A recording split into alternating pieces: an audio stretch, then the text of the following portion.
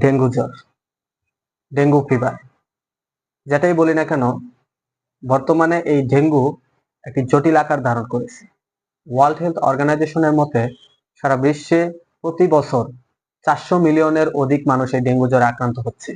নিঃসন্দেহে এটি একটি অনেক বড় সংখ্যা। আমাদের বাংলাদেশে এই ডেঙ্গু পেশেন্ট এখন অনেক, বিশেষ করে এখন এই বর্ষা মৌসুমে ডেঙ্গু পেশেন্ট প্রতিটি হসপিটালে কানায় কানায় পরিপূর্ণ। আমার কর্মসংস্থানে যদি বলি, প্রায় প্রতি 100 পেশেন্টের মধ্যে 60 থেকে 70 জনই হচ্ছে ডেঙ্গু পেশেন্ট। তো এই গুরুত্বপূর্ণ একটা বিষয় নিয়ে আজকে আমরা আমাদের এই ভিডিওটি সাজিয়েছি।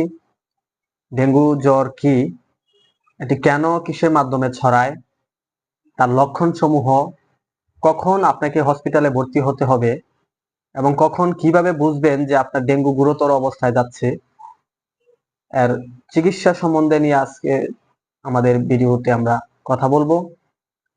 আমাদের ভিডিওটি শেষ পর্যন্ত দেখুন।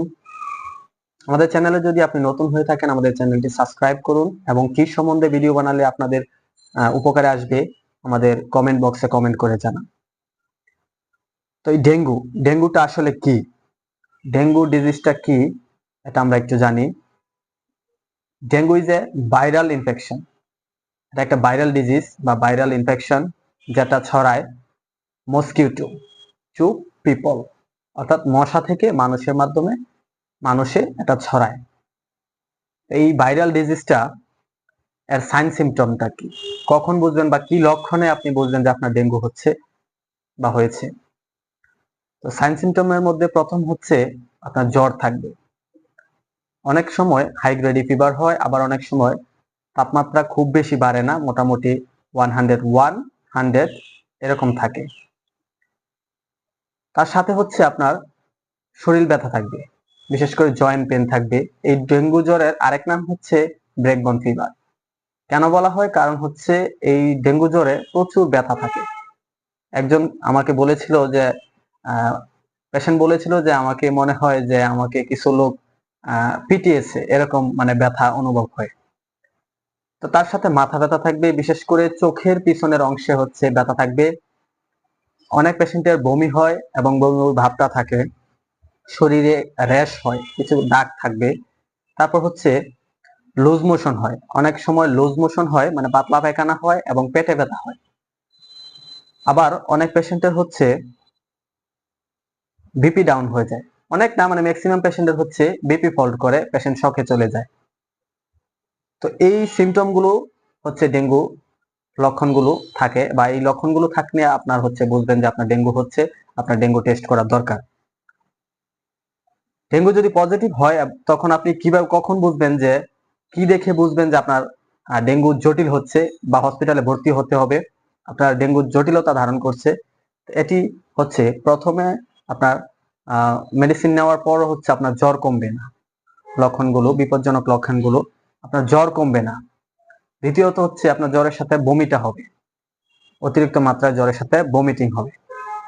সাথে হচ্ছে লুজ মোশন থাকবে, আপনার পাতলা পায়খানা হবে, পেটে ব্যথা হচ্ছে, এরকম যদি হয়। আবার দ্রুত প্লাটিলেট কাউন্ট হচ্ছে কমে যাচ্ছে।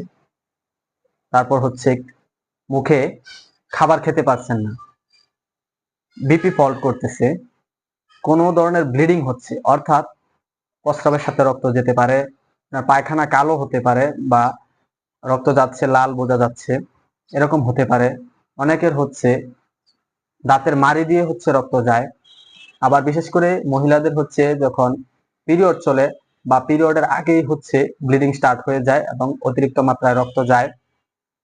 তো এই অবস্থাগুলো যদি থাকে, তখন আপনি বুঝবেন যে আপনার ডেঙ্গু হচ্ছে গুরুতর পর্যায়ে যাচ্ছে, আপনাকে হসপিটালাইজ হতে হবে।